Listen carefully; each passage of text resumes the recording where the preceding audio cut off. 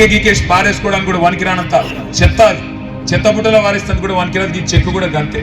నేను మళ్ళొకసారి మీకు ప్రార్థన చేస్తున్నా, ఆలోచన చేయండి. కేసీఆర్ ఉన్నప్పుడు కులం మతం పేరు మీద రాజకీయం చేయలే, ఎన్నడూ కూడా హిందువులను ముస్లింలను అలగలగ చూడలే. ఒక హిందూ ఆడబిడ్డకు బతుకమ్మకు ఒక చీర పెడితే ముస్లిం ఆడబిడ్డకు రంజాన్ తోఫా ఇచ్చిండా లేదా?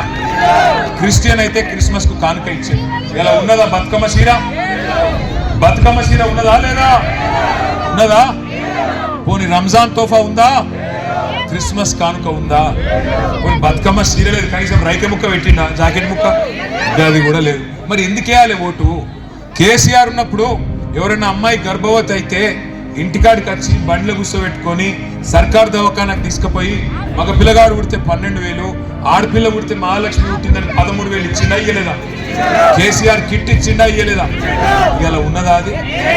మరి ఏం అడగకుండానే అన్ని చేసిన కేసీఆర్ కోటేద్దామా? అన్ని చెప్పి ఏమి ఇయ్యని రేవంత్ రెడ్డి కోటేద్దామా? ఆలోచన చేయండి. మనం అడిగిన మా కేసీఆర్ కిట్ ఇవ్వమని.